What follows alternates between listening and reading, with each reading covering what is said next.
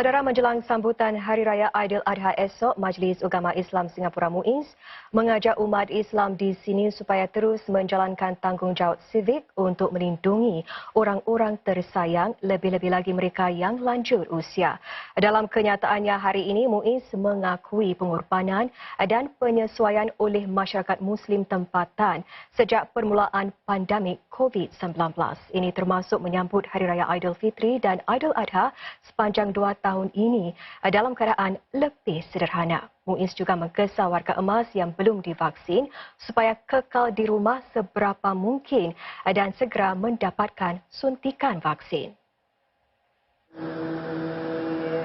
Pada pagi hari raya esok, solat Aidiladha akan dijalankan di 66 masjid dengan melaksanakan langkah-langkah pengurusan selamat sepenuhnya.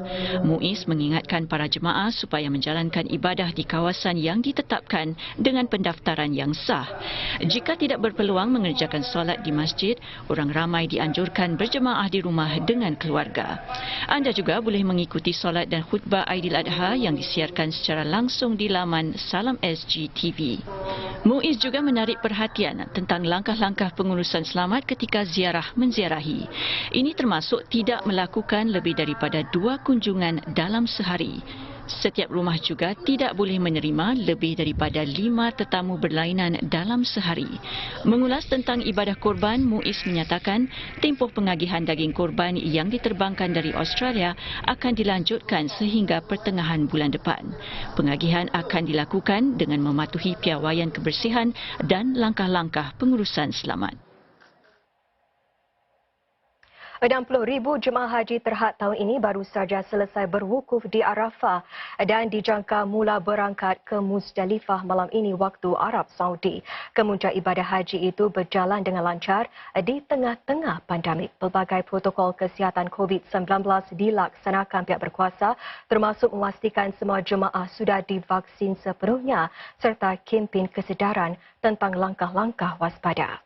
Ini merupakan tahun kedua berturut-turut hanya warga dan penduduk tetap Saudi yang dibenarkan naik haji. Namun jumlahnya dinaikkan dari hanya 1,000 jemaah tahun lalu. Selain jumlah jemaah yang terhad, pengurusan jarak selamat juga diutamakan. Kedudukan jemaah di dalam khemah tetap berjarak berbanding sebelum pandemik. Tempat tinggal kita di Arafah, jadi ada kursi seperti ini yang bisa juga digunakan untuk beristirahat. Dan Masya Allah, Tabarakallah, Alhamdulillah kita diperbolehkan keluar dan sekarang kita para jemaah haji berjalan menuju ke Masjid Namirah. Itu dia mungkin sudah bisa terlihat. Kita sudah sampai di Masjid Namirah inilah semua 1,000 jemaah haji tahun lalu berkumpul untuk berwukuf di Padang Arafah. Tetapi dengan tambahan jemaah haji kepada 60,000 tahun ini, tidak semua jemaah berpeluang ke masjid ini kali ini. Wukuf tahun ini berlangsung ketika suhu cuaca mencecah lebih 40 darjah Celsius.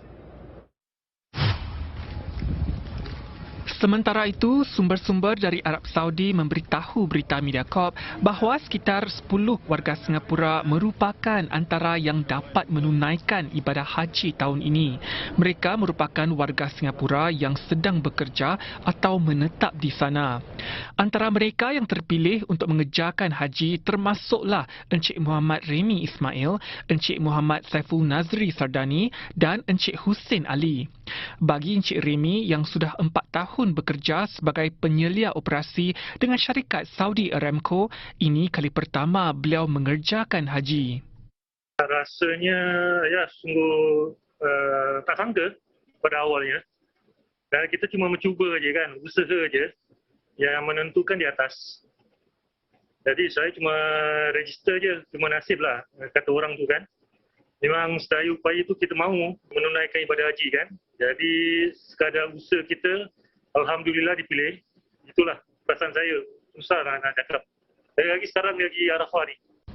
Encik Remy dan para jemaah lain ditempatkan di kemah-kemah seperti ini semasa waktu wukuf hari ini untuk mereka beribadah dan berehat. Setiap kemah hanya dibenarkan menampung sekitar 30 jemaah berbanding 100 jemaah sebelum pandemik COVID-19. Suasana sekarang ni ya ramai yang sibuk berdoa, berzikir. kan kita lagi di daerah Arafah kan. Di sinilah waktu-waktunya kita banyak berdoa. Seperti biasa kita tahulah kalau sekarang COVID-19 harus ada kalau usahanya macam yalah pakai masker, suruh cuci tangan, social distancing ada. Di sini pun ada, umpamanya kita kalau naik bas. Jadi kursinya walaupun ada 2 tapi 1 orang yang boleh duduk. Jadi social distancing ada, makanan disediakan.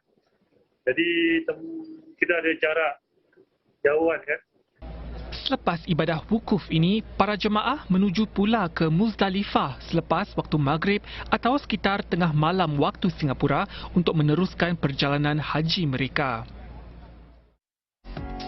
Selepas ini, seorang lelaki tempatan didakwa kerana biayai kegiatan pengganasan. Ikuti juga nanti 3 pelajar yang menjadi penerima anugerah Madrasah LBKM tahun ini.